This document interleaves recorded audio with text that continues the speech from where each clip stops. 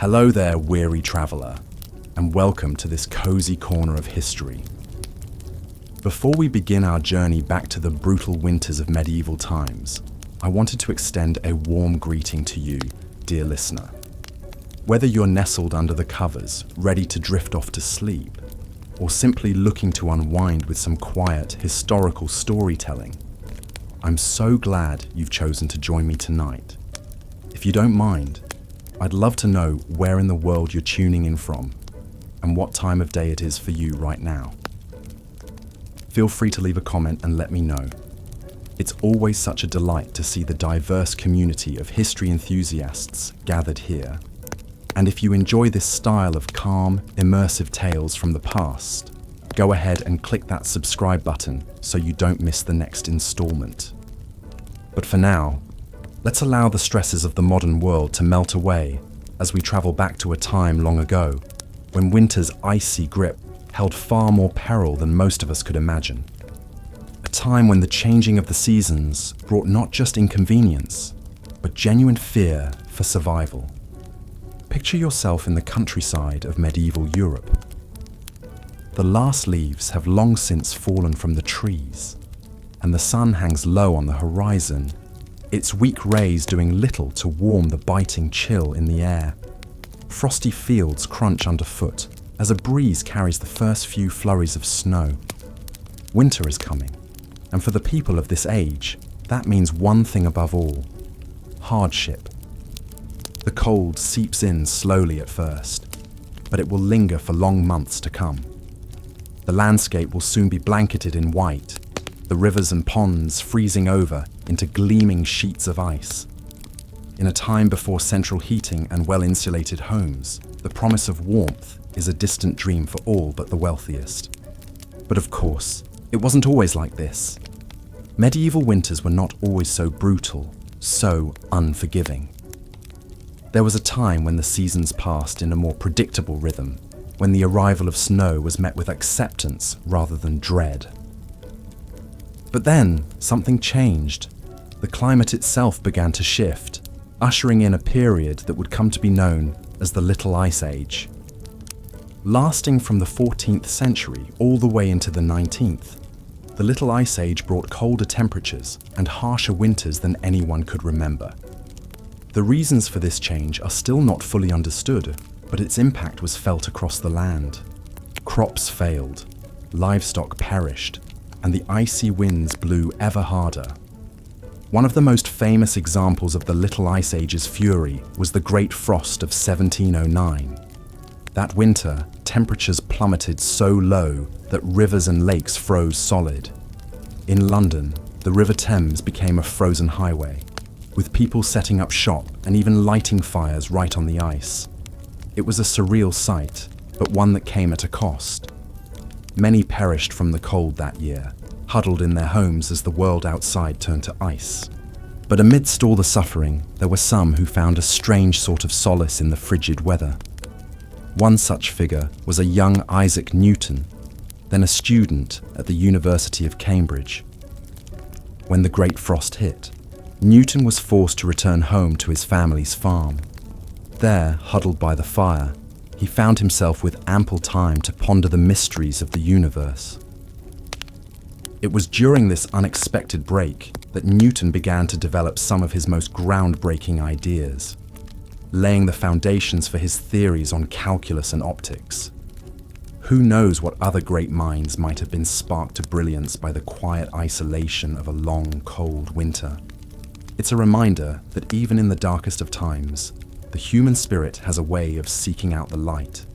But for the vast majority of people in medieval times, winter was a season to be endured rather than enjoyed. The rich could afford thick woolen clothing, ample firewood, and well-stocked larders to see them through the lean months. But for the peasants and serfs who made up the bulk of the population, it was a very different story. Imagine waking up each morning in a one-room cottage, the air thick with smoke from the sputtering fire. Your breath mists in front of you as you rise from your straw mattress, careful not to disturb the shivering forms of your family members huddled around you for warmth. The cold seeps in through every crack and crevice, numbing your fingers and toes until they ache. Breakfast, if you're lucky, might be a meager bowl of porridge or some stale bread. The food from the previous harvest is beginning to run low, and you know that the long winter months will only bring more scarcity. The livestock too are suffering, their coats matted with frost as they huddle together in the barn, their breath steaming in the icy air.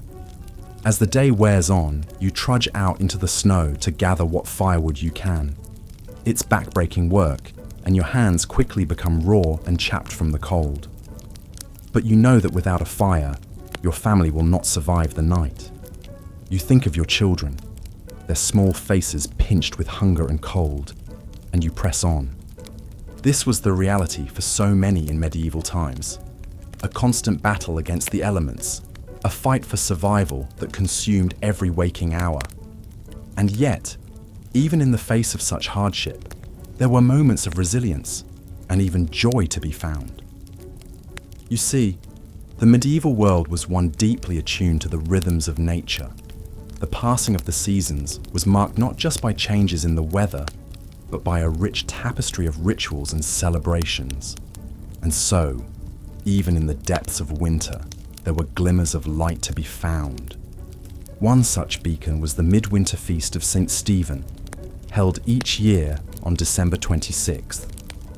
For a brief moment, the rigid social hierarchies of medieval society were turned on their head, with a peasant or serf being crowned the Lord of Misrule for the day. This lucky individual would preside over a raucous celebration filled with food, drink, and revelry, a rare moment of indulgence in an otherwise austere existence. But perhaps the most enduring symbol of hope in the medieval winter was the simple act of coming together. In a world where survival often depended on the strength of one's community, the bonds of family and friendship took on a profound importance. Imagine, if you will, a small village huddled against the snow. The smoke from the chimneys mingles with the leaden sky, a sign of life amidst the barren landscape. Inside the homes, families crowd together around the hearth, telling stories and sharing what meager scraps of food they have. There is a sense of unity here, a shared sense of purpose in the face of hardship. Neighbours trudge through the snow to check on each other, bringing extra firewood or a pot of stew to those in need. In the flickering firelight, faces are lined with weariness, but also with a quiet determination. They have survived winters past, and they will survive this one too. And so the long, cold months march on, the snow piling higher, and the ice growing thicker with each passing day. But even in the darkest depths of winter, there is a glimmer of hope on the horizon. For the people of medieval times knew that no matter how brutal the season, spring would come again. They watched for the first signs with a keen and practiced eye. The slight lengthening of the days, the softening of the earth beneath the snow. And when at last the thaw began, it was celebrated with a joy and reverence that we can scarcely imagine today. Plough Monday marked the official end of the winter season, a day when work in the fields could begin anew. The ploughs that had lain idle for so long were brought out and blessed in elaborate ceremonies, a symbol of the renewed cycle of life. As the first furrows were cut into the earth, there was a palpable sense of relief and gratitude in the air. Life had been hard, yes, bitterly hard at times, but they had endured. Through the long dark of winter, through the hunger and the cold and the gnawing uncertainty, the people of medieval Europe had held fast to the promise of spring.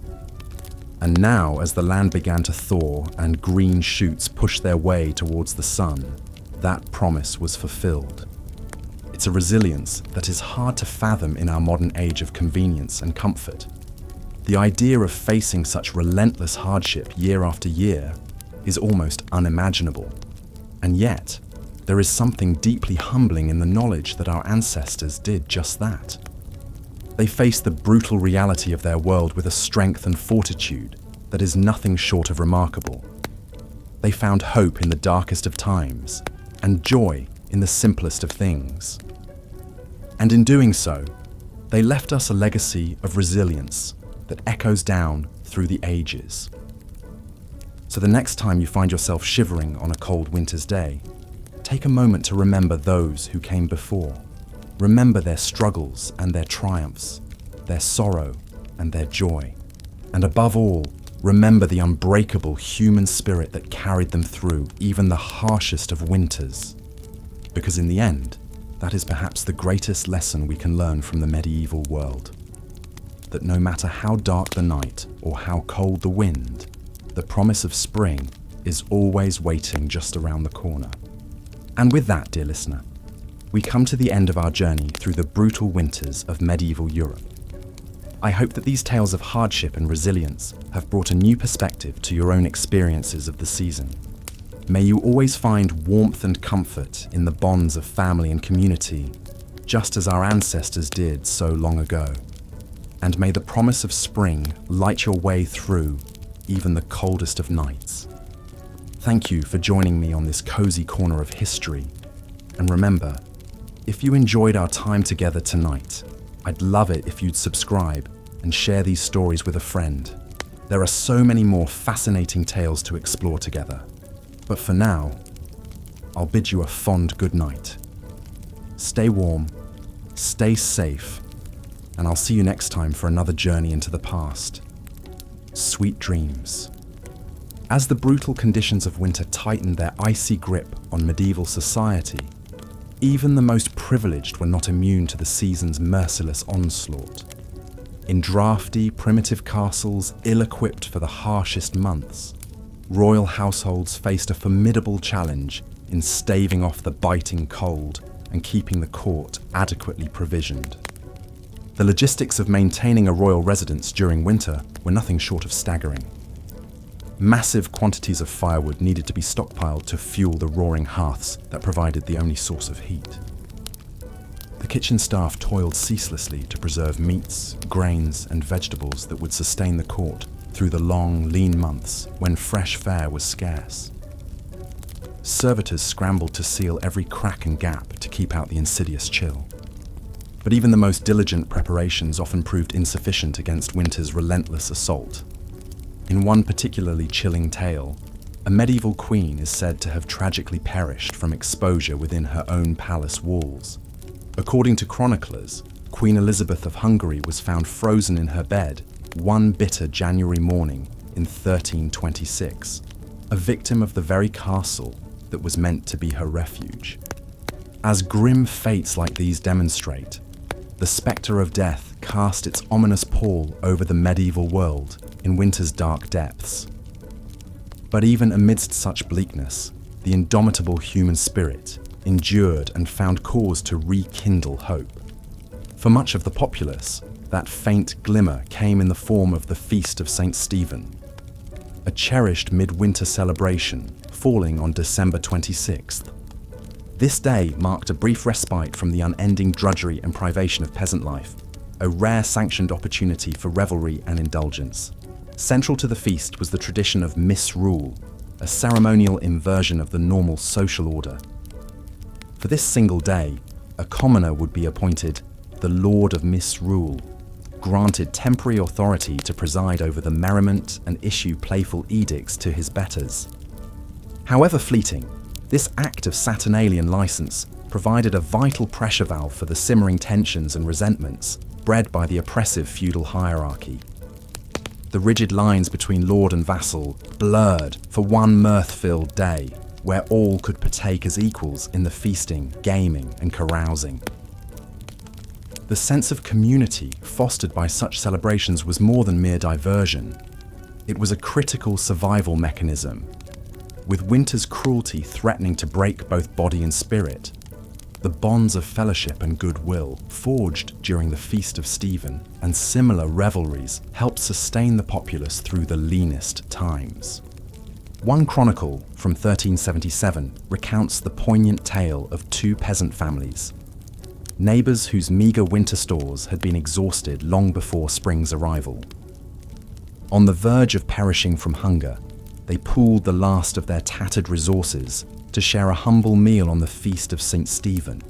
That gesture of generosity and unity gave them the strength to endure the season's remaining ravages. Such acts of compassion formed the very marrow of medieval society in winter, when a helping hand extended to a frostbitten traveller or an extra log given to a shivering widow could spell the difference between life and death. The grim shared purpose of weathering winter's onslaught together shaped a culture of interdependence that defied the era's often ruthless stratification. But even the warmest expressions of conviviality and fellow feeling inevitably cooled as winter's unrelenting misery stretched on interminably. The Feast of Stephen was but a small flare of light and levity amidst the frozen darkness, a momentary reprieve before the bleak slog of January, February, and March.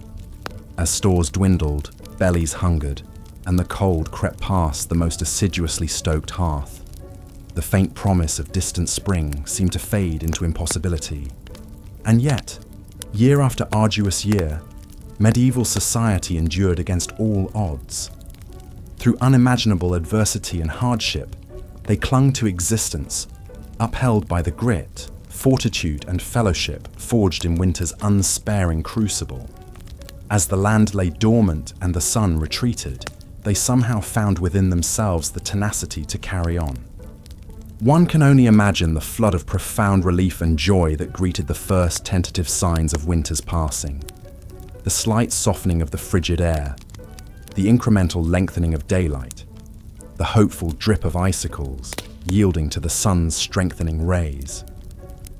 After months of unremitting struggle, the sight of the season's initial lost battles against the forces of light and life must have seemed nothing short of miraculous.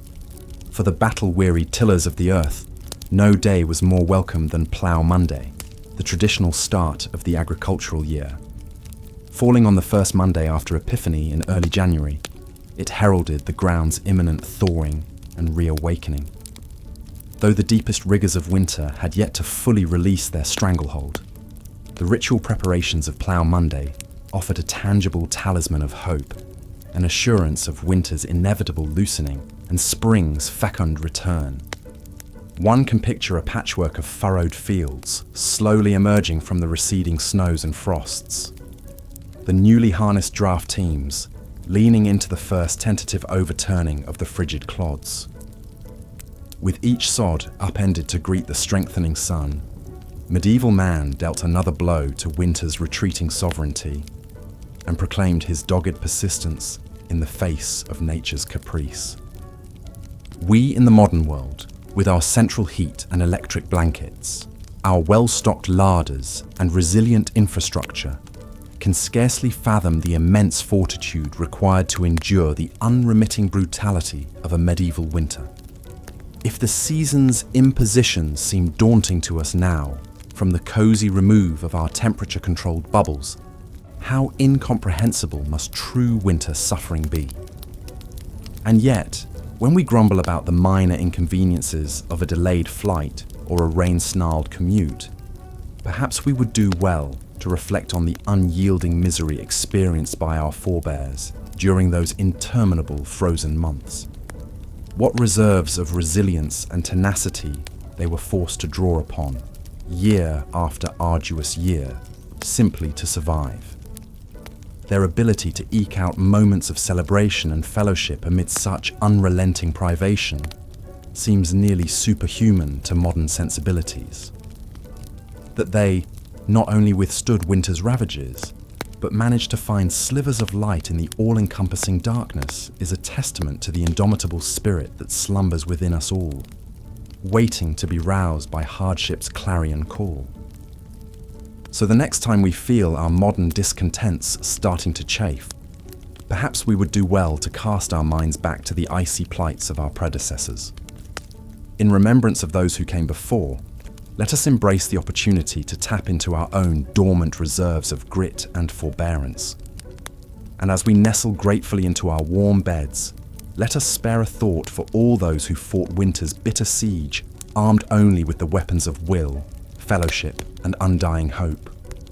As the new year dawned and Plough Monday festivities faded into memory, medieval life settled back into its familiar winter rhythm. Short, frigid days and long, frosty nights were the hallmarks of the season. The fortunate retreated to the meagre warmth of smoky hovels and drafty manors. For the less privileged, winter meant a constant battle against the elements just to survive. One of the greatest winter hardships was the ever-present threat of sickness. In the cramped and unsanitary living conditions of the time, disease could spread like wildfire. The common cold was an uncommon misery, leaving sufferers red-nosed and bleary-eyed. But far more serious illnesses also stalked the populace. Influenza was a fearsome foe, striking down young and old alike with its telltale fever, chills, and aches. In an age without vaccines or effective treatments, flu outbreaks could decimate entire communities. The winter of 1557 was particularly brutal, with a virulent strain of influenza raging across Europe. In Paris alone, over 10,000 souls perished. Pneumonia was another stealthy killer, preying on those weakened by hunger or other illnesses. The winter dampness seeped into the lungs, causing them to fill with fluid until the victim essentially drowned. Crowded living spaces provided the perfect breeding ground for pneumonia to run rampant.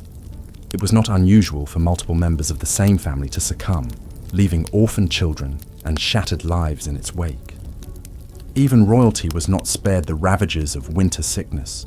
In fact, disease often spread even more rapidly in castles and courts due to the constant flow of people in and out. A visiting dignitary or pilgrim might unknowingly bring pestilence along with their entourage. Henry VIII lost his beloved wife Jane Seymour to postnatal complications likely exacerbated by the poor hygienic practices of the age. Children were perhaps the most vulnerable of all.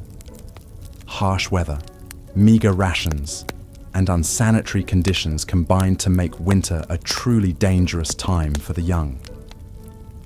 Infants born in the cold months faced an especially precarious start to life.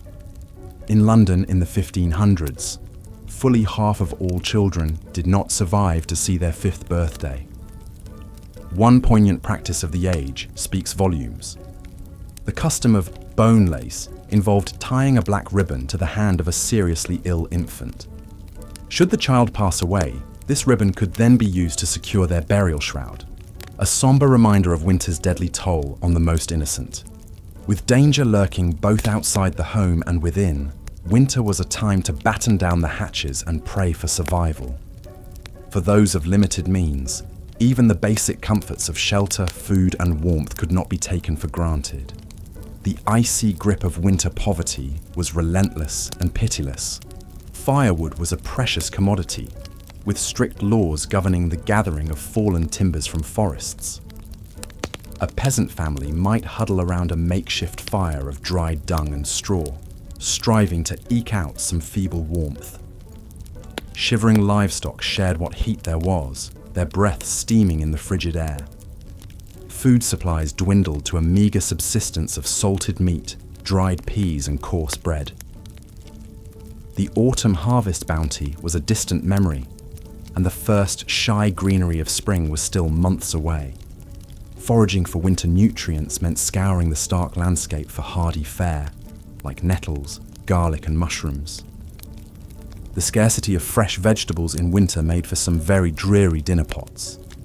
A typical pottage might contain peas, beans, salted pork, and, if lucky, some foraged greens and wild onions for flavour. Tasteless and tedious, but enough to keep body and soul together until spring. For many, even this unappealing monotony was an unattainable luxury. Storms, droughts, pests, and other calamities could obliterate food stores, plunging entire regions into crisis. The Great Famine of 1315 was a particularly harrowing time, caused by relentlessly heavy rains that rotted crops in the fields across northern Europe. Contemporary accounts paint a chilling picture of desperate people reduced to eating dogs, horses, and even human flesh in their hunger. Parents were said to have smothered their starving children as an act of mercy. Corpses littered the streets and fields, too numerous for proper burial. Although this famine was remarkable for its severity and scale, localized crop failures and food shortages were an ever-present menace. A medieval winter diet walked a tightrope between subsistence and starvation. It was a time of hunkering down with the knowledge that things would likely get worse before they got better. Beyond basic survival, winter affected every facet of medieval culture. Leisure, religious worship, and even crime and punishment took on the unmistakable stamp of the season. The sheer drudgery of scratching out an existence in the bitter cold coloured all aspects of life. Socially, winter was a time of drawing in and relying on the bonds of family and community. The cheery gatherings around the Yule log gave way to more sedate pursuits. With travel treacherous and daylight scarce, people looked inward for amusement and enrichment during the long, dark evenings. Telling stories and singing songs helped to while away the hours. The flickering light of rushlights or tallow candles illuminated scenes of sewing, weaving, and whittling. With idle hands seen as the devil's playground, industriousness was more necessity than virtue. Winter's confinement at least provided ample time for such gainful activities. For the literate, winter offered a chance to curl up with a good book, although this was a rather exclusive club. In England, at the close of the 15th century, a humble tradesman's library might boast a Bible, a book of hours, and perhaps some merry jests or tales of Robin Hood.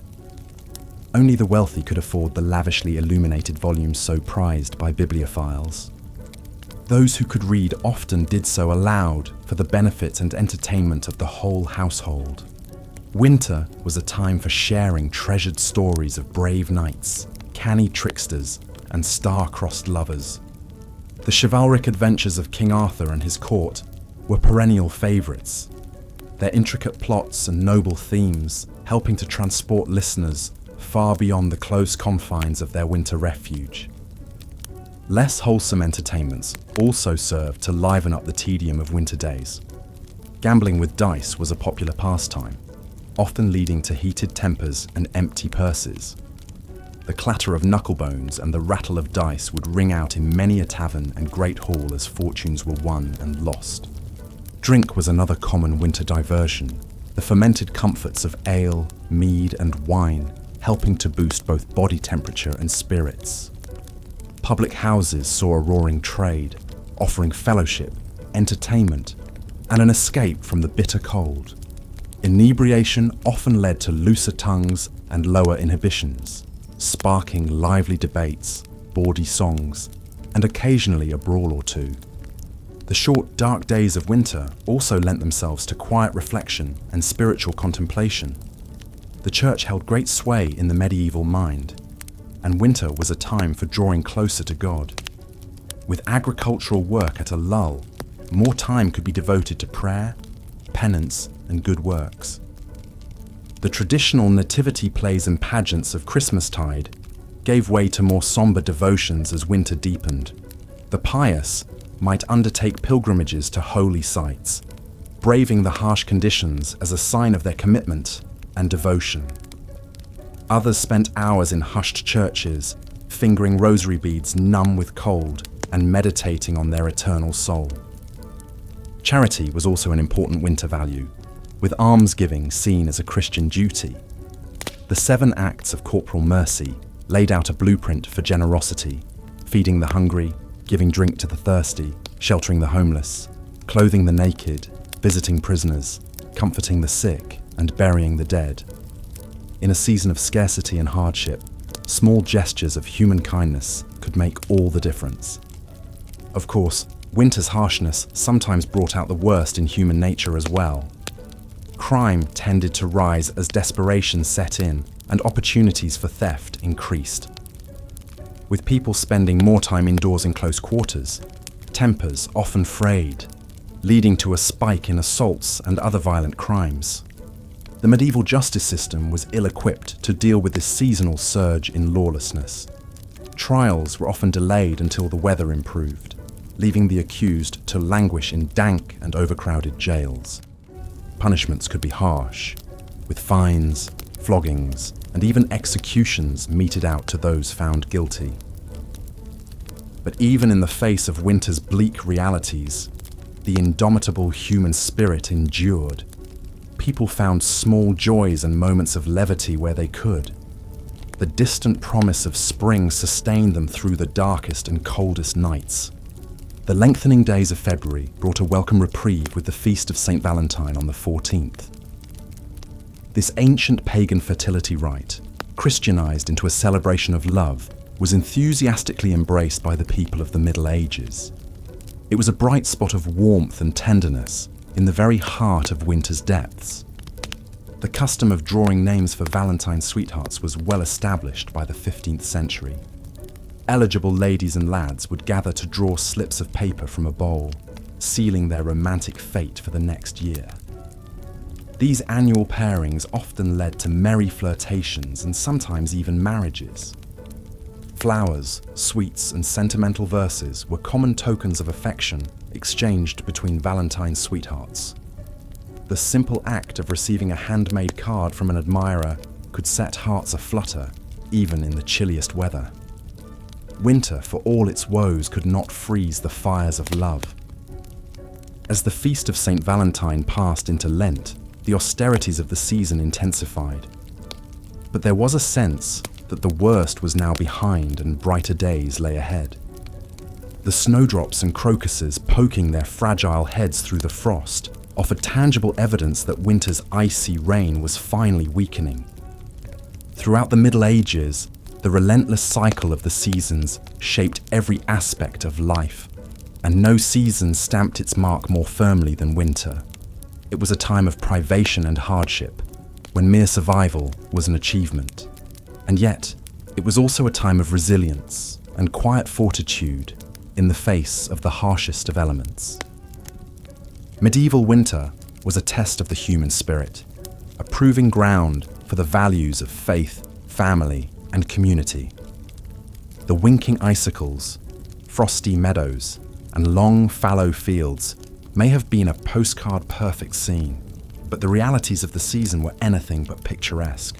However, this crucible of snow and ice and want also forged a people of remarkable grit and endurance. The Middle Ages were built on the backs of those who could weather the very worst that winter had to offer and still find a reason to hope for spring. There is perhaps no greater tribute to their stubborn vitality. So the next time you find yourself bemoaning a delayed train or a slushy sidewalk, spare a thought for your medieval ancestors. Unequipped with thermal socks, central heating, or weather apps, they faced each winter as a battle to be fought with every resource at their disposal. And they emerged victorious, spring after spring. We are the heirs and beneficiaries of their tenacity and unbreakable spirit. And with that, I will leave you to your warm bed and electric blanket, secure in the knowledge that winter has been largely tamed, thanks in no small part to those who came before and showed us how it's done. May your dreams be of gentle snowfalls and toasty hearths, and may you wake to a world where winter is more friend than foe. As the weak winter sun struggled to pierce the leaden grey clouds, the people of medieval Europe shivered and drew their meagre cloaks tighter about their shoulders. The icy tendrils of winter's grasp seemed to creep into the very marrow of their bones, chilling them to the core. For the poorest peasants, the cruel irony was that their ragged woolen garments, which felt so oppressively hot and sticky in the sweltering labours of summertime, now provided scarcely more warmth than a gossamer veil against winter's biting onslaught. They huddled together in their hovels, thankful for the meagre heat thrown by a smoky fire, their breath misting in the chilly air. The animals felt winter's bite too. The elderly draft horse, ribs protruding beneath its shaggy coat, dreamed wistfully of the long-gone lush summer grass as it ate its apportioned wisp of hay. The milk cow lowed mournfully, her teats chapped and raw in the frigid drafts that knifed through the barn walls. Even the wily barn cats looked a bit less haughty, their usual disdain blunted by the gnawing in their bellies and the frost on their whiskers. Yes, winter was an especially trying time for the lowest rungs of medieval society. But even the nobility, cocooned in their grand, drafty castles, were far from immune from the deprivations of the season. Many a blue-blooded maiden wailed in despair as her priceless silk gowns proved useless against the dank chill of stone walls. The castle kitchens strained to concoct enough piping hot delicacies to stoke the noble innards. It is said that King Henry II of England, felled by a severe case of the winter shivers, once burned an entire chair just to warm his royal posterior for a blessed moment or two. His servants despaired, knowing His Majesty's temper was liable to ignite even faster than the furniture if he remained uncomfortably cold for long. But for peasant and king alike, winter seemed to grind on interminably, an unrelenting slog of frozen misery. The only respite came from the occasional celebration or feast day, brief islands of revelry in the dark ocean of winter. The people seized upon these moments of light and levity, cherishing them like a drowning man gasping for air. Perhaps the most anticipated was the Feast of St. Stephen on December 26th, a day of unbridled merriment and delightfully subversive reversals of fortune. By ancient tradition, a mere peasant was crowned the Lord of Misrule on this day, gleefully lording over his betters in a delicious bit of sanctioned rebellion. One can only imagine the raucous peals of laughter that rang out as the lowliest serf ordered about the local baron with mock imperiousness. For one glorious day, the normal rules and hierarchies fell away, and all revelled together as equals. The frigid drudgery of winter seemed to recede, driven back by the bright blaze of communal joy. But soon enough, the merry festivities would end. The misrule would be righted, and the cold, hard reality of winter would descend once more. The people would trudge back to their hearths and their chores, the bite of the wind seeming to mock the fleeting warmth of fellowship. The battle against winter's grim siege resumed, unabated. And yet, even in the bleakest depths of winter, there were quiet acts of courage and compassion that melted the hoarfrost from even the most careworn hearts. Neighbours shared scarce provisions with those even less fortunate, exhibiting a generosity of spirit that no cold could diminish. A certain Dame Matilda of York was said to have once given her only cloak to a poor beggar woman, shivering herself through the long walk home. When questioned why she would relinquish her one defence against the brutal cold, she simply smiled serenely and said, "The warmth of human kindness is a fire that never goes out." Such selflessness, such nobility of spirit, was the secret weapon with which the medieval people armed themselves against winter's relentless battery. For though winter could freeze their fingers and toes, it could not touch the invincible summer that reigned eternal in their hearts. And so they endured, they persisted, they triumphed in their own way over the harshest of seasons. The first green buds of spring were more than just a welcome sight. They were a living testament to the tenacity of the human will, the indomitable spirit that could outlast any winter, no matter how dark or cold. As we snuggle deeper under our cozy electric blankets, perhaps we would do well to remember the trials and triumphs of our medieval forebears. For in their unending battle against the elements, in their stubborn refusal to bow before nature's capricious fury, they forged a legacy of resilience that warms us still today.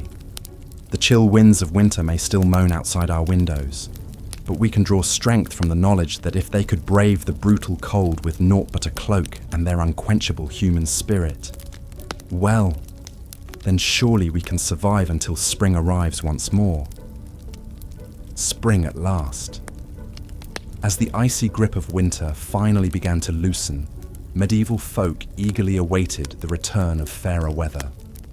They had endured months of bitter cold, huddling in cramped quarters, stomachs growling from meager winter rations. But now, as the sun lingered a bit longer in the sky each day, glinting off the melting snow, there was cause for celebration.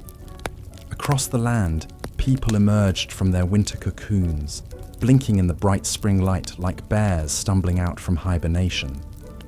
Children burst out of their homes, delighting in the feel of fresh breezes on their faces instead of the stinging bite of winter wind. With giddy laughter, they ran through the squelching mud, marveling at the first brave crocuses poking their petals through the thawing ground. In the fields, farmers eagerly awaited Plough Monday, the traditional start of the agricultural year. Occurring on the first Monday after Epiphany, it marked the moment when the ground had softened enough for ploughing to begin. Draft horses and oxen would be hitched to ploughs and paraded through the village streets, decked out in garlands and brightly coloured ribbons. Church bells pealed joyously as the procession passed, a festive start to the growing season ahead. There was a palpable sense of relief as chimneys puffed with smoke once more, no longer choked with snow and ice. The threat of frostbite and illness receded along with the snowbanks. Faces creased with care from the stresses of winter survival, now crinkled into hopeful smiles instead. Soon, vibrant spring and summer produce would replace the bland preserved gruel and hard cheese that had barely sustained them through the long, dark months. It's perhaps difficult for us to imagine from our modern vantage point just how momentous this seasonal shift was. We may grumble about slushy roadways or groan at losing an hour of sleep to daylight savings time. But for our medieval forebears, the arrival of spring was nothing short of life-affirming. It meant they had weathered winter's brutal assault, staving off starvation and sickness for one more year. The skeletal trees cloaking themselves in green once more was an outward reflection of the inner regrowth and renewal medieval people felt as warmth and light returned. Some of that elation can still be heard echoing through the ages in lively medieval folk tunes and verses that welcome spring's sweet return. One English song jauntily proclaimed, "Lud sing cuckoo, groweth said and bloweth med, and springeth the woad new. Sing cuckoo," which roughly translates to, "Loudly sing cuckoo. The seed is growing and the meadow is blooming, and the wood is springing up anew. Sing cuckoo." The sheer, irrepressible joy is palpable, spilling out in simple yet evocative rhyme. So let us take a moment to appreciate the immense fortitude, resilience, and zest for life embodied by our medieval ancestors.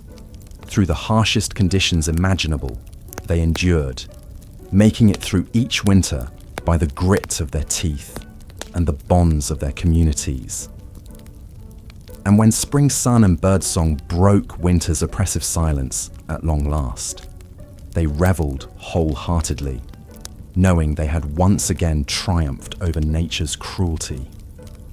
As we nestle into our warm beds, perhaps grumbling half-heartedly about the chill outside our windows, we might spare a thought for those long-ago souls, the ones who would heave sighs of pure relief as the snow gave way to mud, flinging open their shutters and letting the spring air rush in.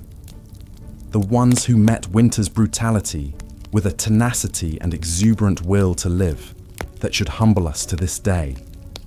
Let their strength be a reminder to us when we face our own bleak seasons, literally or metaphorically. If they could emerge from the depths of winter privation with such unabashed joy, then surely we too can find wellsprings of hope to sustain us. The thaw will come, the sun will return, and we will step out once more into the light. Voices joined in a resounding chorus of "Lud sing cuckoo." The blizzards and bitter frosts continued to torment the land, but medieval folk possessed a stubborn resilience. Even in the darkest depths of winter, they found ways to help each other weather the storm. Neighbours shared what meagre food they had, taking turns hosting communal meals. Villagers assigned young men to check on elderly widows, bringing them firewood and repairing their ramshackle huts. One such widow was Agnes, an old woman with no family to care for her. Her bones ached fiercely in the cold, and her hands trembled as she tried to kindle a fire, to no avail. She had nearly given up hope when there was a knock at her door. It was Tom, a strapping village lad, his cheeks ruddy from the biting wind. He brought not only an armful of logs, but a sack of dried peas and a haunch of salted pork, donated by other villagers. Tears of gratitude streamed down Agnes's wrinkled face as Tom stoked a roaring blaze in her hearth. For the first time in weeks, warmth seeped back into her frail body. Such acts of generosity were common in these lean times. The wealthy and even the nobility were not exempt from compassion. Lady Margaret, wife of the local earl, was known for her charity in winter months. Though her castle larders were well stocked, she insisted on sending wagons of grains and preserved foodstuffs to the poorest peasants in her husband's domain. Some of her highborn peers scoffed at this, viewing the peasantry as hardly better than the livestock. Why waste good food on them? But Lady Margaret held firm to her Christian duty to care for the less fortunate. One particular winter, famine hit the area hard. Lady Margaret worked determinedly to stretch the castle provisions, ordering the cooks to concoct hearty soups and stews to ladle out to the starving poor who came begging at the gates. The kitchen boys grumbled at the extra work, but the cook, a portly fellow named Bernard, shared his mistress's sense of noblesse oblige. He threw himself into the task, bulking out the soup with every last turnip and potato in the cellar. The ravenous peasants gratefully slurped it down, heedless of the gristly bits of mutton floating in the gruely broth. For some, it would be their only meal for days. As winter dragged on, even Lady Margaret's coffers began to run low. She took to quietly selling some of her jewels and finery to buy more supplies from neighbouring towns. Her husband, the Earl, chose to look the other way, respecting his wife's piety, even as he worried it would leave them vulnerable to lean times themselves. The church too played its part in aiding the suffering. Monasteries opened their doors to the poor and infirm, offering them a warm pallet of straw to sleep on and a basic daily meal of bread and ale. Some even ran primitive hospitals to nurse the frostbitten and desperately ill. The monks saw it as their holy duty, a way to emulate the selfless compassion of Christ. Brother William was a young novice tasked with tending to the sick at his monastery's hospital. Though the sights and smells of disease and decay turned his stomach, he forced himself to ladle broth into the mouths of toothless elders and change the pus-soaked bandages of weeping sores. He prayed fervently for the strength to endure this trial and thanked God that his station in life spared him the worst ravages of winter. For winter was the great equalizer, laying low rich and poor alike with its icy scythe. Certainly the wealthy could afford thicker woolen hose and luxuries like hot mulled wine, but they still shivered in their drafty manners and worried over their winnowing stores. And death came for them too, in the form of winter-borne disease. The noblewoman Lady Isabel was heavily pregnant during a particularly vicious cold snap.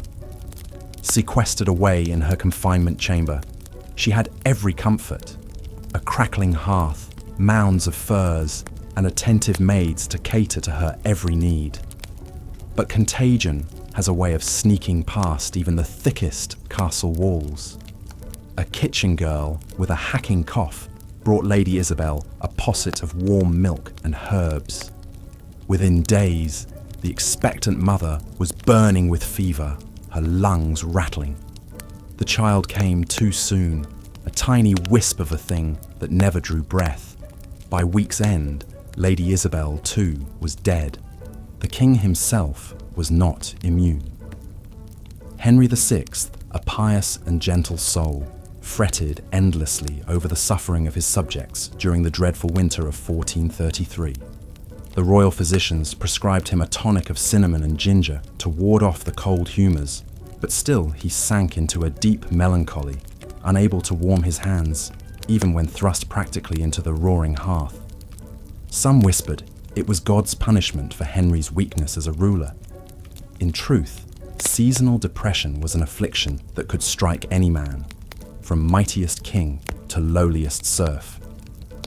As the days slowly began to lengthen and the tightly clenched fist of winter finally started to loosen, people allowed themselves to dream of spring. Soon, they prayed, the land would thaw and the first tentative buds would appear on the skeletal trees. The great wheel of the farming year could begin to turn once more. In the earliest days of spring, on the first Monday after Epiphany, medieval folk celebrated Plough Monday. This was when the first symbolic furrow would be cut into the frost-spangled earth, a hopeful portent of the crops to come. Village men blackened their faces with soot for luck and paraded through the muddy lanes with their ploughshare held high, singing bawdy songs to wake the slumbering soil. Afterward, there was dancing and hearty food and much quaffing of ale. It was a promise, a covenant, that the dark days of winter were passing and brighter tomorrows lay ahead. The same eternal cycle played out at all levels of society.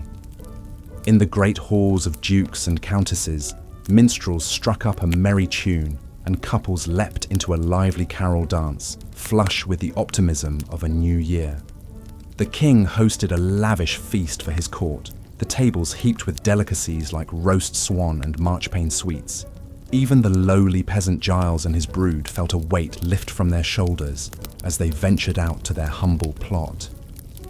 Giles clutching the pouch of precious saved seed that meant a future of full bellies.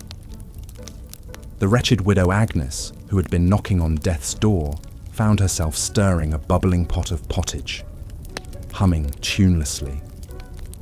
She had made it through winter's gauntlet to see another spring dawn. Praise be to God. Winter was brutal, there was no escaping that fact. It brought with it a host of miseries and hardships, from hunger to bone-chilling cold, to the constant spectre of death and disease. But it was also a time when the true resilience and communal spirit of medieval people shone through. Staring into the abyss of winter bleakness, they responded with generosity, with grit, and even with defiant celebration. They understood that winter was an inescapable part of the great cycle of life, and the best way to conquer the cold was to hunker down and endure it together. So as you huddle beneath your cozy duvet, perhaps grumbling about the exorbitant heating bill or scraping a bit of frost from your windshield, spare a thought for your medieval ancestors. Reflect on how they survived winter after winter in a world before electric blankets, central heating and grocery deliveries at the click of a button. Though our modern winter woes may seem all-consuming in the moment, they pale in comparison to what medievals faced each year. And perhaps we could learn a lesson from them, that empathy, charity, and an irrepressible hope for spring are the best ways to weather the hardships life throws our way, whether it be a polar vortex or a pandemic. Let us all embrace the coming spring with a full and grateful heart, knowing that however deep the snow drifts, it will eventually yield to the warming sun. The harshness of winter only makes the blossoming of spring all the sweeter. And so, as a medieval king might say, let us winter bravely, so that we may spring eternally. Frost crackles underfoot as you trudge through snowdrifts, breath clouding in the icy air. Icicles glitter in the pale sunlight, hanging from the eaves of wattle and daub huts. The village lies hushed and still, huddled against winter's onslaught. This is what winter looked like for most of our medieval ancestors. Not the cozy scenes we imagine of merry feasts in snug castles decked with holly and buzzing with music and laughter. No, for the vast majority, winter was a time of bone-chilling cold, gnawing hunger, and grim survival. The spectre of winter hunger was never far away. With crops withered and livestock scarce, putting food on the table became a daily battle. Grain stores dwindled, and bitter herbs and shriveled turnips were soon all that stood between a family and starvation. One bitterly cold winter in 1315, a medieval English manor's harvest fell short by a third due to storms and freezing weather. The desperate serfs were reduced to eating the straw roofs off their huts and boiling the leather from their shoes, all the while still forced to labour for their lofty lords. Malnutrition weakened the body's defences against winter maladies. The common cold could quickly morph into life-threatening pneumonia or bronchitis. Influenza cut through villages like a scythe, felling young and old alike as they shivered in their shabby shelters. With teeth chattering, medieval folk huddled together against the chill, packing into the relative warmth of shuttered houses. Yet this close-quartered coziness came at a cost. The stale, smoky air, ripe with the odours of unwashed bodies, festering chamber pots and dirty rushes, was a breeding ground for disease. In one 14th century Suffolk household, 13 family members from grandparents to babes in arms, along with their scrawny chickens and mangy dogs, huddled together in a single tiny smokehouse all winter. It's incredible that any emerged alive come spring. Sickness was not the only danger lurking in the long dark nights. Fires were a constant threat in packed wooden cities and towns. One misdirected spark could swiftly grow into a furious blaze, hungrily devouring tightly clustered buildings and snuffing out lives. The Great Fire of London in 1212 started on a cold November night, quickly raging through the city's cramped lanes, while water froze in the pipes. An estimated 3,000 huddling Londoners perished in the flames, and many more were left homeless in winter's icy grip. Travel was especially treacherous in these frigid months. Roads dissolved into muddy quagmires, while blizzards obscured the way with blinding flurries. With daylight scarce, travellers risked becoming disoriented and losing their way, stumbling from the path to a frozen grave. In 1311, the English Queen Isabella set out from Canterbury for London as the winter twilight deepened on the shortened day. Her party lost the road and wandered helplessly until the early hours, while the pregnant queen wept copiously in fear and exhaustion. Winter's onslaught was no less punishing for working animals. Horses and oxen grew gaunt and weak on scant winter feed. Their laboured breaths smoked in the chill air as they hauled logs and packs through knee-deep snow. Frostbite blackened extremities and ice cracked hooves and wheel spokes alike. Yet even in the bleak depths of winter, medieval people found slivers of light. The Feast of St. Stephen, or Boxing Day as we know it today, was a time of charity and goodwill. Alms boxes in churches overflowed with offerings for the poor, while lords supplied hearty meals to cold and hungry tenants. The Lord of Misrule tradition brought a spark of subversive festivity to the darkest days. A lowly peasant, jester or deacon, would be crowned king and preside over merry revels marked by drunkenness, role reversals and mischief, a temporary upending of the established order.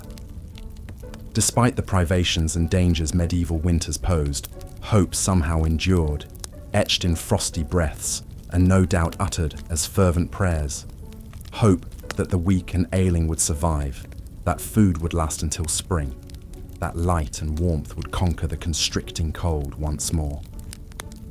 So this winter, when you grumble about shoveling the driveway, curse at the thermostat, or get chilled waiting for the bus, spare a thought for those who came before us. Our medieval ancestors faced the Herculean task of surviving winter after winter with few of the comforts we take for granted. Their quiet courage in the face of winter's cruelty is perhaps the greatest lesson they have to teach us. Though we will never know most of their names or stories, we can appreciate the magnitude of their struggles and find inspiration in their endurance that saw them through to brighter days. The bitter frost continued its icy reign, transforming the landscape into a crystalline wonderland that would be picturesque if not for the immense hardship it inflicted on the inhabitants of the land. The snow fell ceaselessly from the ash-grey sky, blanketing the countryside in a suffocating white shroud. Icicles hung like glittering daggers from the eaves of peasant hovels and grand manors alike. The hearth fires that burned day and night offered only a fleeting respite from the penetrating chill. Smoke from the precious flames stung watering eyes and choked lungs in the close, fetid air of wattle and daub huts. There, huddled bodies crammed together for warmth, humans and livestock alike, the pungent aromas of dung and unwashed flesh mingling together into a uniquely medieval winter perfume. For some, however, even this dubious comfort was a luxury they could ill afford. Scant food stores stretched precariously thin, and bellies rumbled with the persistent pangs of hunger. Many of the poorest subsisted on little more than coarse bread and thin gruel, praying they would survive to see the spring. The spectre of famine lingered in every home, from lowly serf to high lord. None could escape winter's deadly grasp, not even those who wore crowns. In drafty stone castles that seemed to inhale the cold and exhale an unrelenting damp, rulers shivered beneath mountains of furs. Royal households required vast amounts of firewood and provender to ride out the long winter months. Woe to the kingdom whose sovereign failed to plan ahead. According to one account, a medieval Bohemian princess perished from the cold in her bedchamber. Her demise, a chilling reminder that wealth and status offered only partial protection from the elements. But for a peasant family, the loss of a loved one to winter's icy scythe was all too common, an occurrence as cruel as it was predictable. Disease added to the season's prodigious death toll.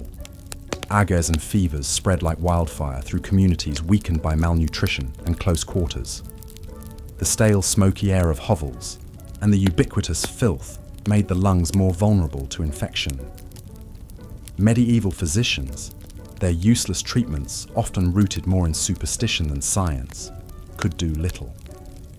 The roads, treacherous with snowdrifts and black ice, compounded the winter's woes. Only the desperate or the foolhardy ventured far from the meagre comfort of their homes in the darkest months. Travel for any distance was an ordeal to be undertaken at one's peril. Peddlers' carts remained idle, depriving isolated villages of needed goods. Tithes and taxes went uncollected, to the vexation of liege lords and clergy. And woe to the army that had to mount a campaign over snow-choked roads, their supply lines stretched taut and fraying in the frigid weather. The winter of 1407 saw one of the Middle Ages' most astonishing military feats, born of this brutal necessity for wintry warfare. The redoubtable Welsh rebel leader, Owain Glyndwr, faced off against the superior forces of future King Henry V in the high mountain passes. Glyndwr's men, accustomed to harsh conditions, drew the English into a trap amid the blinding blizzard. Hapless in their heavy armour, the English ranks broke and fled, with many perishing from exposure. Glyndwr's stunning victory, won as much by the winter as by Welsh martial prowess, lives on in legend to this day. The winters of medieval Europe were often marked by devastating famines that claimed countless lives. When the cold lingered and spring planting was delayed, food shortages quickly followed. The infamous Great Famine of 1315 to 1317 was sparked by an unusually wet and chilly spring that rotted seedlings in the ground. Successive crop failures over the next 2 years plunged much of the continent into starvation. In England, the price of bread skyrocketed to 20 times the normal cost. The poor resorted to eating grass, roots, even the bark off trees. Desperate bands of scavengers dug up graves to cannibalize the dead. It's estimated 10 to 25% of the population of cities like Ypres and Bruges in modern-day Belgium perished. In the French town of Tournai, a citizen wrote in his diary that the poor were eating dogs, horses, and other unclean things. The misery was compounded by crime and disease, as malnourished citizens turned to theft and violence to survive. One heart-rending account from the St. Mary's Abbey Chronicles relates the fate of a starving woman imprisoned for stealing a loaf of bread. The woman was pregnant and starving, but the baker would give her no bread, so she stole a loaf and was caught. The judges would not pardon her, so she was hanged. As she died, the infant fell from her womb before the eyes of the people. The child lay bloody and screaming on the ground, but no one wanted to touch or rescue it, and the baby soon died where it fell. The famine finally eased in 1318 when the weather turned favourable again and crops began to grow. But the spectre of starvation stalked the land every winter, ready to reap a grim harvest at the slightest adversity. For medieval people, winter was always a time of gnawing unease, if not outright terror, as they prayed their meagre food stores would last until spring. Malnutrition weakened the populace and left them vulnerable to disease. The close, unsanitary living conditions of winter led to frequent outbreaks of infections like influenza, dysentery, and pneumonia. Respiratory illnesses especially took a heavy toll, spread by coughing in stale, smoky air as people huddled around fires. Something as simple as a winter cold could quickly turn deadly in the Middle Ages. Even the doctors of the era were of little help, relying on dubious treatments like bleeding and purging with laxatives to restore the balance of a patient's humours. The Emperor Charlemagne allegedly died of pleurisy in the bitter winter of 814, after his doctors treated him with poultices and unguents to no avail. Many historians believe the Black Death of the 14th century spread so quickly because malnourished citizens packed together in winter quarters had little resistance to the disease. The 1348 to 1349 outbreak killed a staggering 30 to 60% of Europe's population. One poignant tale comes from Pistoia, Italy, where a man named Ser Luca wrote to his brother Franceschino describing the devastation. "I am sick at heart and can barely bring myself to write, for things here go from bad to worse. Many are dead, and many more are dying. Shops are closed, taverns deserted. One passes down streets without meeting a soul. Wails of grief echo from houses where death has struck. The stench of rot rises from mass graves. I fear our city may soon be empty of life entirely. I beg you, stay where you are and pray for us unceasingly." As the plague raged, entire villages were wiped out. The suffering was compounded by the trauma of hasty mass burials in frigid ground and sick people expelled to die alone in the snow for fear of contagion. The devastating losses of the Black Death left deep psychological scars and forever altered the medieval world. Winter was an especially dreaded time for the elderly, young children, and expectant mothers. Without the benefits of modern medicine, these vulnerable populations frequently succumbed to cold, disease, or malnourishment. It's estimated that in some medieval societies, up to 20 to 30% of infants died within their first year of life, many during the harsh winter months. Complications of pregnancy and childbirth, exacerbated by poor diet and chilly conditions, claimed the lives of countless mothers and babies. The perils of winter childbirth are illustrated by the sad tale of Matilda, the 12-year-old daughter of King Henry I of England. In the winter of 1120, Matilda was aboard a ship called the White Ship, sailing from France to England. The ship hit a rock and quickly sank, sending Matilda and hundreds of other passengers into the frigid waters of the English Channel. Matilda nearly escaped drowning by getting into a small rescue boat, but then cried out for her half-brother William, who was still in the water. When the boat rowed back to get William, so many desperate people tried to climb in that it capsized, casting Matilda back into the cold waves. The king's young daughter, pregnant with her first child, perished along with the rest. Her grief-stricken father was said to have fainted dead away at the news and never smiled again for the rest of his life. The very old and very young were always in peril during the bleak winters of the Middle Ages. If they managed to survive disease and starvation, they still might freeze to death in their sleep. The medieval poem, Sir Gawain and the Green Knight, contains a chilling, no pun intended, description of the elderly King Arthur shivering beneath his robes in a drafty castle hall, so cold his teeth chattered as he spoke.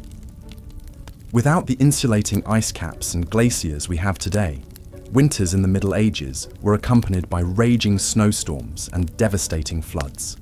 In 1216, King John of England supposedly lost the crown jewels while crossing a marshy area in East Anglia called the Wash. Fleeing enemies in rebellion against his rule, John's baggage train was swallowed up by a surging high tide, whipped up by fierce gales. The king allegedly escaped by the skin of his teeth, but his treasure, including priceless jeweled crowns and scepters, disappeared into the churning waters, never to be seen again. John died of dysentery a few days later, a broken man. Some historians believe the loss of the crown jewels was the final blow that sent an ailing John to his grave. Winter storms often meant disaster for coastal communities battered by hurricane-force winds and massive waves. The Anglo-Saxon Chronicle records a terrible flood that struck England in 1099. On St. Martin's Day, the 11th of November, came a great sea flood through the length of this land, and overran it so far as no man remembered that it ever did before, and drowned many towns and a countless number of people. Another North Sea flood on January 16th, 1219, completely submerged the low-lying Netherlands, killing over 50,000 people. In an era with no early warning systems or emergency shelters, the population was completely at the mercy of the elements.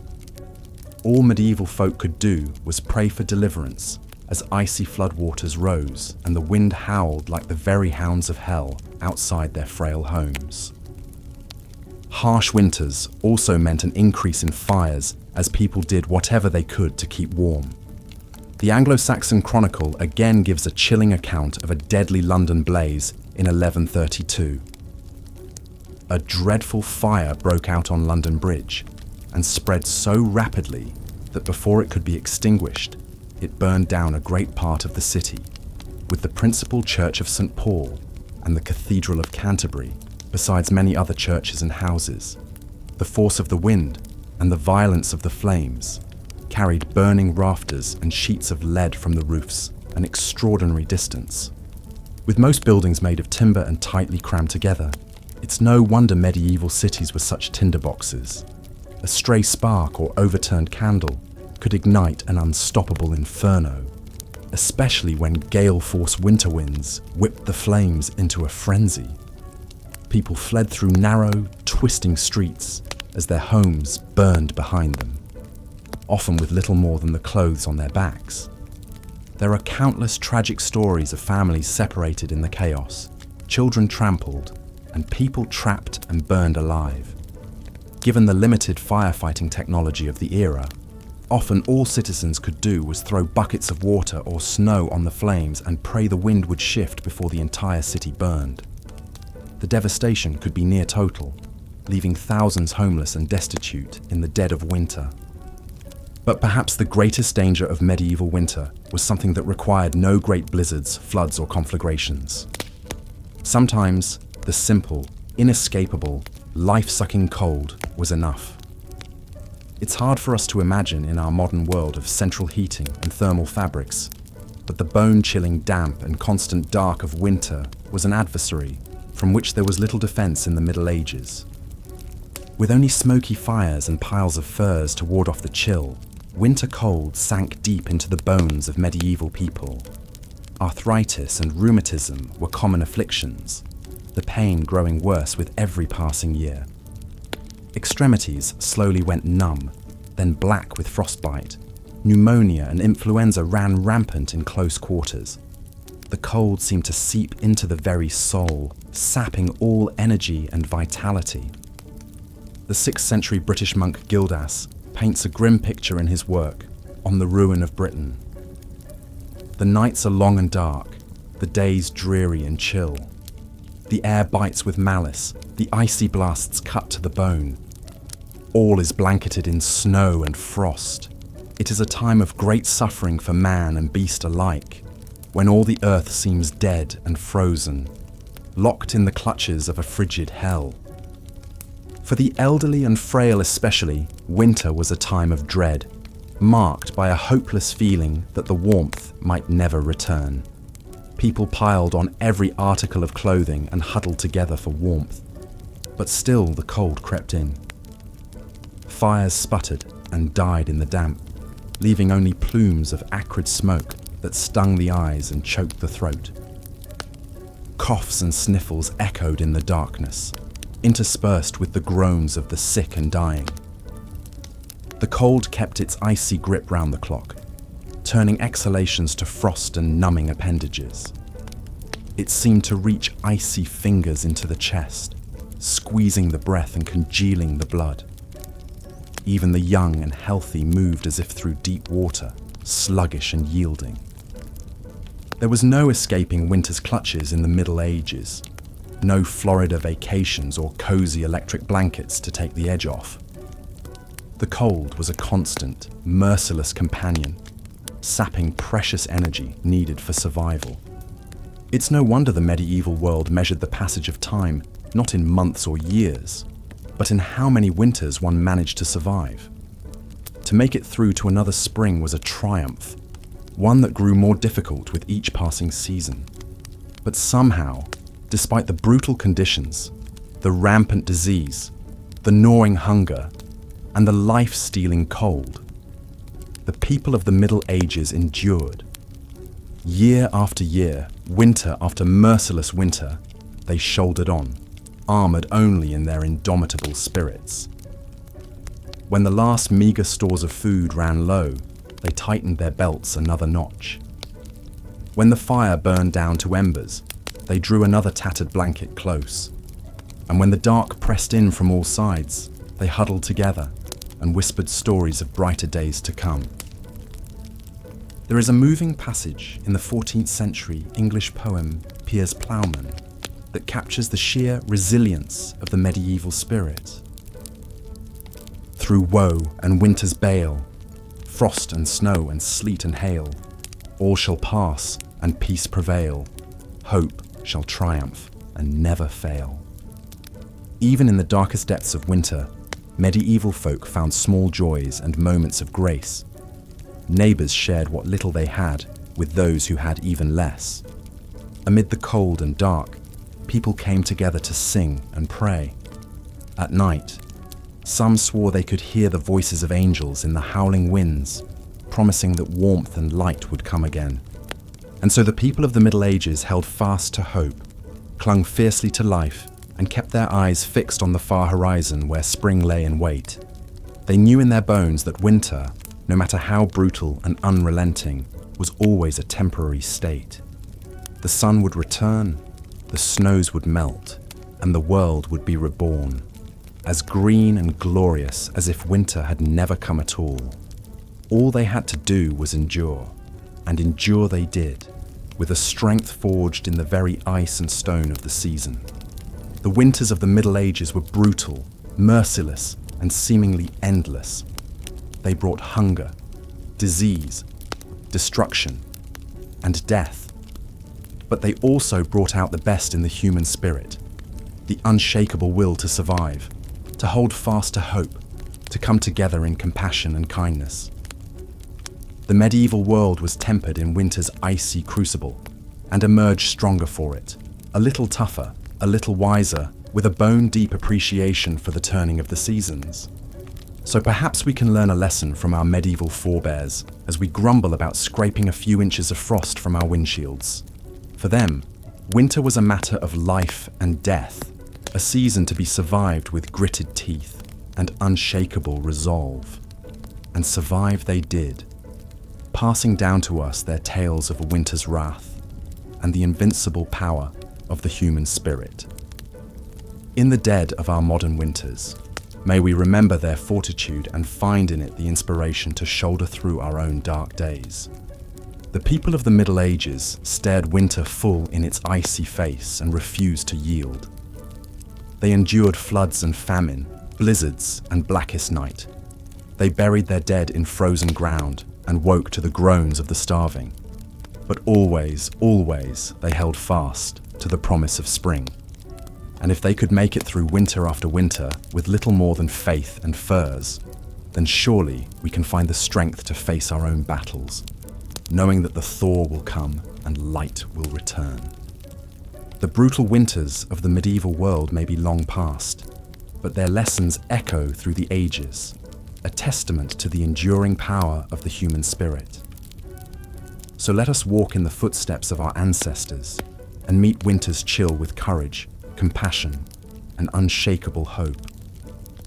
For if they could brave the darkest season with heads unbowed, then so too can we. Winter is coming, but spring, as the medieval world knew so well, is never far behind. As the chilling winds howled across the frozen landscape, medieval folks gathered round the flickering light of the hearth fire.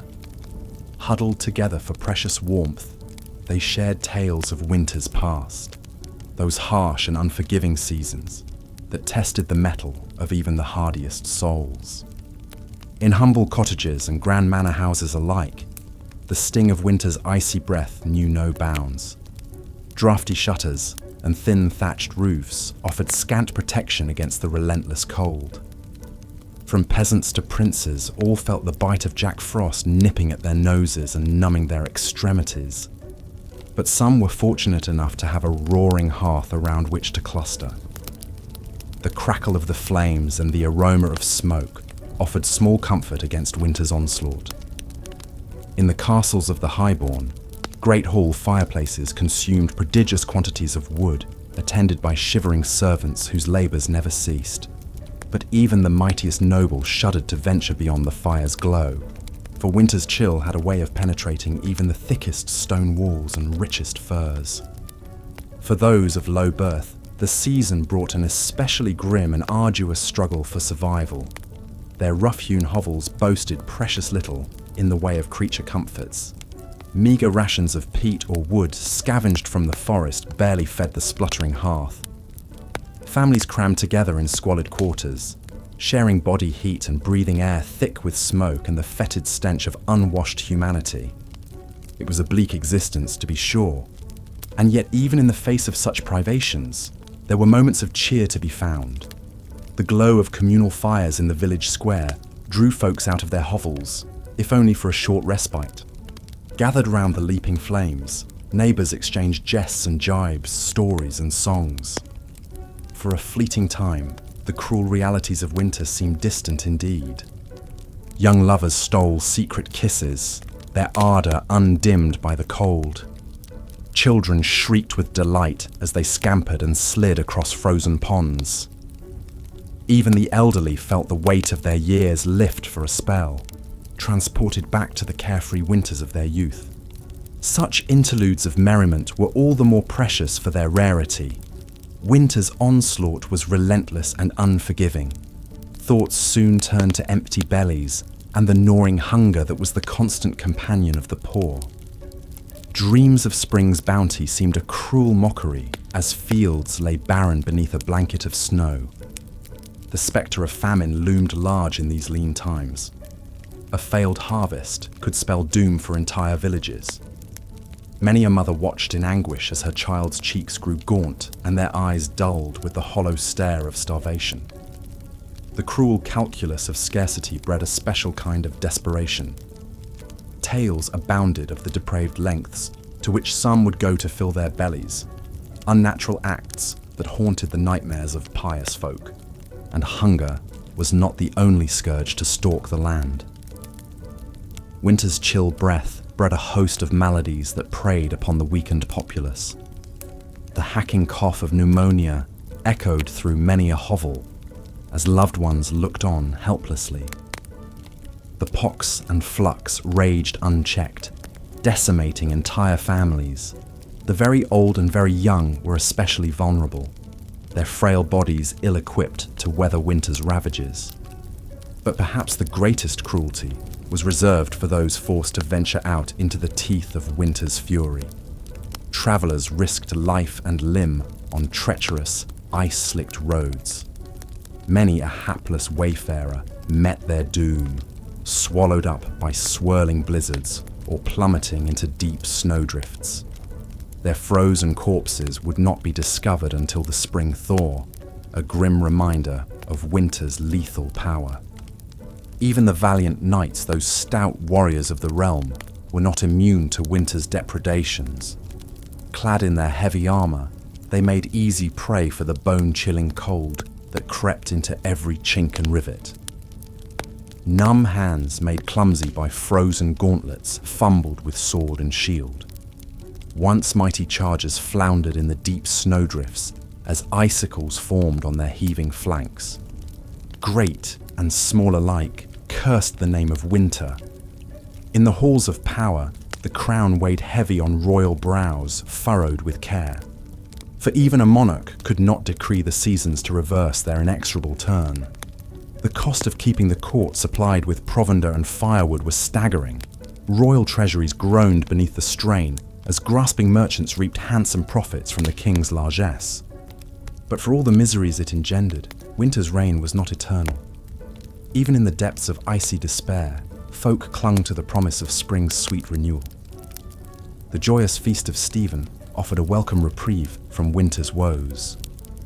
For one raucous day, the world turned upside down as a lowly peasant assumed the mantle of the Lord of Misrule. Drunken revelry and bawdy songs lifted spirits and lightened hearts. Laughter, that balm for the careworn soul, echoed through the frost-bitten land. In the fullness of time, winter's gelid grip began to loosen. Icicles dripped from the eaves as the strengthening sun worked its subtle magic. Snowdrops and crocuses pushed their way through the softening earth, delicate harbingers of winter's retreat. The land stirred with new life, shaking off the torpid slumber of the frozen months. Hearts lifted and voices raised in joyful celebration. The Feast of the Plough marked the triumphant return of spring's verdant splendor. Sleek oxen dragged gleaming plowshares through rich, dark earth as the cycle of planting and renewal began anew. The lean times of winter soon faded into memory as fields rippled with the green and golden bounty of the land. Looking back across the centuries, we marvel at the fortitude of our medieval forebears. Year after pitiless year, they endured winter's cruelties with a stoicism born of necessity. Their strength of spirit and unbreakable bonds of community were the secret of their survival. In the face of unimaginable hardship, they found pockets of hope and moments of shared humanity. So the next time we grumble about the inconvenience of a delayed flight or the indignity of slushy streets, let us pause and reflect. Our modern winter woes are but a shadow of what once was. In the tapestry of human history, the icy trials of the Middle Ages loom large. They serve as a reminder of our species' remarkable resilience and the preciousness of a warm hearth and a full belly. As we drift off to slumber, let us spare a thought for those who came before.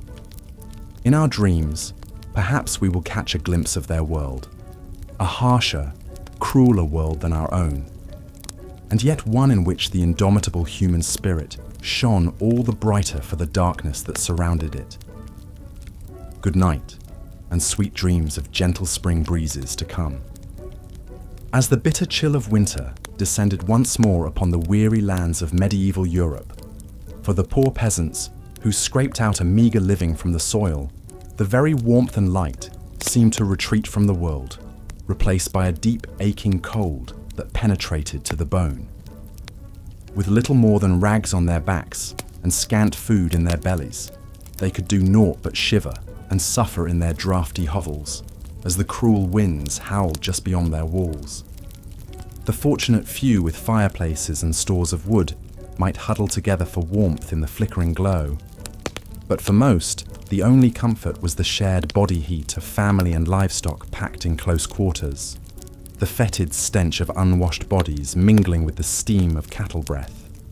One can only imagine the coughs, the fevers, the agonizing aches that must have plagued them in the damp and crowded squalor. It's a wonder any emerged alive on the other side of winter's interminable reign. But even the highest-born nobles, for all their thick furs and grand feasts, were not immune to the icy grasp of the season. Great medieval castles, with their soaring stone walls and cavernous halls, became like vast refrigerators in wintertime. The chill seeped up from the floors and down from the ceilings until it saturated the very air, defying even the mightiest of blazing hearths to banish it. There are tales of royal winter woes to make one shudder in sympathy.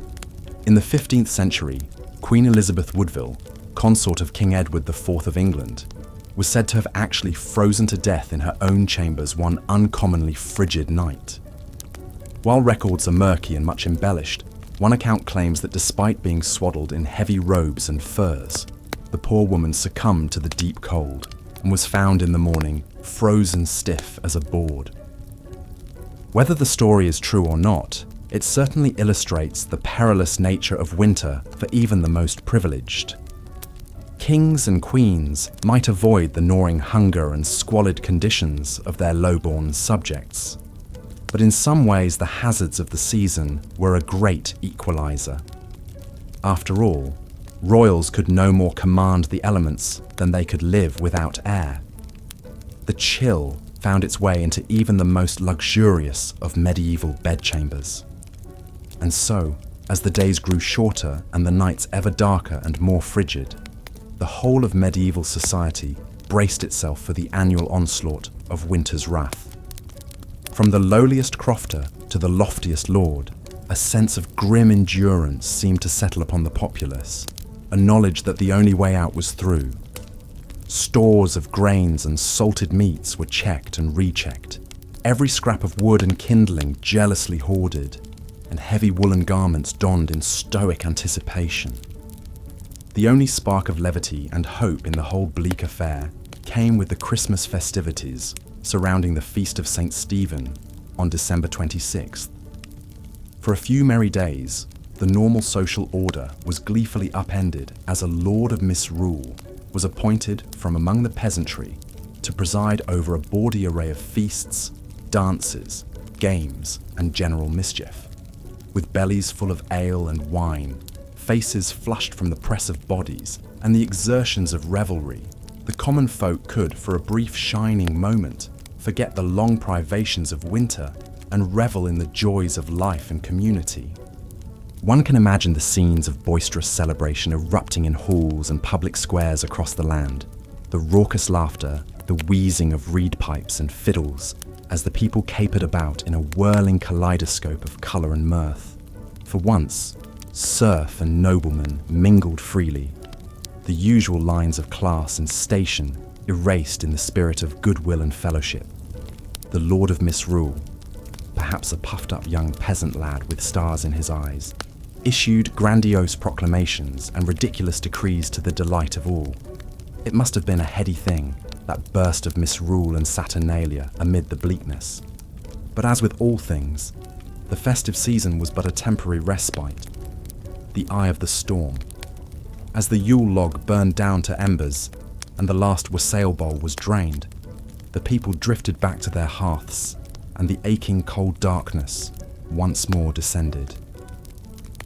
The gaiety of St. Stephen's Day and the Lord of Misrule's brief, shining reign were replaced again by the grim business of survival as winter tightened its grip. For the next interminable stretch of months, time seemed to slow to a frigid crawl. With the land frozen and unworkable, there was little for the rural peasantry to do but hunker down and pray for deliverance. The shortening days and lengthening nights yawned like a vast chasm from which there was no escape.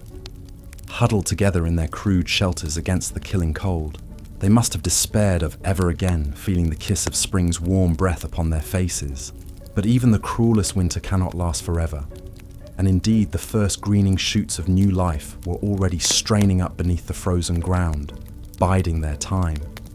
For those who endured, who clung to hope and to each other through the darkest days and coldest nights, the thaw would come again.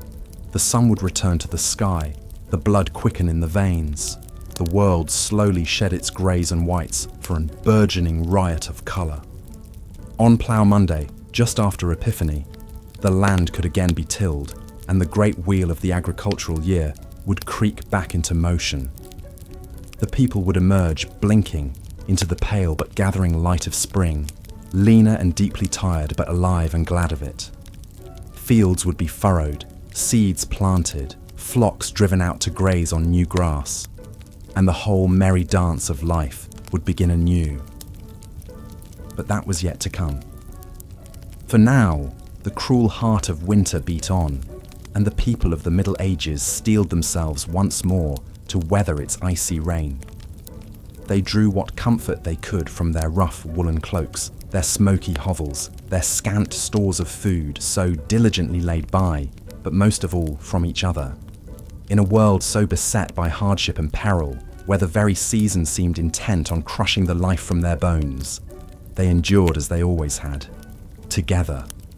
Lords and peasants, young and old, shivering and hoping beneath the same leaden winter sky, waiting for the spring that must someday come. And so they hunkered down in the darkness and the cold, listening to the mournful howl of the wind and the groaning of the ice, spinning what tales and weaving what dreams they could to, while away the long winter nights. Perhaps they imagined a future where the winters were kinder, the hearths warmer, the bellies fuller. A world their shivering hands and frozen bones might build for the generations to come. Or perhaps they simply held fast to what scraps of light and hope they could muster in the moment, knowing that even the longest winter must someday yield to spring. In the face of such brutal conditions, the strength of the human spirit to endure and keep faith in brighter days ahead is truly a marvel. One cannot help but feel a swell of admiration for the fortitude of our medieval forebears, who faced each bitter winter as an indomitable foe and emerged, year after year, to greet the spring on the other side. Let us then tip our hats to those long ago lords and peasants, who suffered much and yet endured still more. In our modern world of central heating and on-demand grocery deliveries, it can be easy to forget the hardships they faced as a matter of course. But as we drift off to sleep in our warm beds, perhaps we can spare a thought for those huddled medieval masses and marvel at the strength that carried them through winter after winter, waiting for the light's return. In a world so often cold and dark, such enduring hope and resilience is a fire that cannot be quenched, burning on from their distant hovels to our own night-swaddled rooms. May we keep that flame alive in our hearts, come what winter may. As the long winter months dragged on, medieval folk looked forward to any opportunity to lift their spirits and foster a sense of community and goodwill amidst the hardships. One such beacon of hope was the Feast of St. Stephen, celebrated each year on December 26th. Though the origins of this midwinter celebration are somewhat obscure, by the Middle Ages it had become a cherished tradition across much of Europe. After the solemn religious observances of Christmas Day, St. Stephen's Day was a time for merrymaking, feasting, and the playful reversal of normal social roles. Central to the festivities was the custom of misrule, where a peasant or commoner would be appointed Lord of Misrule for the day and granted the power to command their social superiors. This light-hearted upending of the status quo provided a much-needed release valve for the rigid class tensions that normally dominated medieval life. The Lord of Misrule presided over a topsy-turvy day of revelry, leading raucous processions through the streets, initiating mischievous pranks, and decreeing that everyone from lords to labourers should make merry together. Professional entertainers like minstrels, jugglers and jesters would ply their trades, while games of chance and skill kept the crowds amused. Bawdy, comedic sketches called mummers' plays were performed, reenacting tales from legend and folklore in broad, exaggerated strokes. Mock jousts and farcical court proceedings induced peals of laughter, a welcome respite from the grim realities of winter life. Of course, no medieval celebration was complete without a hearty feast. On St. Stephen's Day, the Lord of Misrule could insist that the wealthy provide food and drink for the whole community, a charitable gesture that fostered goodwill and fellowship among all. Roasted meats were the centerpiece of the feast, from geese and capons to the traditional roast boar's head, marched in with great fanfare. Mincemeat pies, heavy with dried fruit and spices, offered a sweet treat, while the wassail bowl flowed freely, the warm spiced cider bolstering everyone's spirits. One can almost hear the laughter and lively chatter ringing through the halls, rising above the blustery winter winds outside.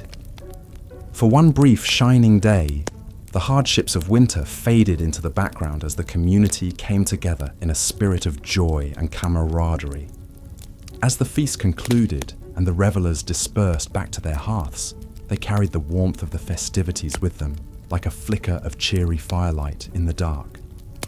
The knowledge that they had friends and neighbours to rely on, that they could find moments of laughter and levity even in the bleakest times, surely helped buoy their spirits for the hard days still ahead. And somehow, the winter's icy grips seemed a bit less harsh, the howling winds a bit more bearable, when one had a belly full of good food and a heart full of fellowship.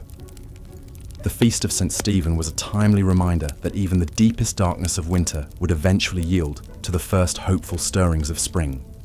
Those fragile shoots of new life began to tentatively emerge as the winter snow receded and the frozen ground began to thaw.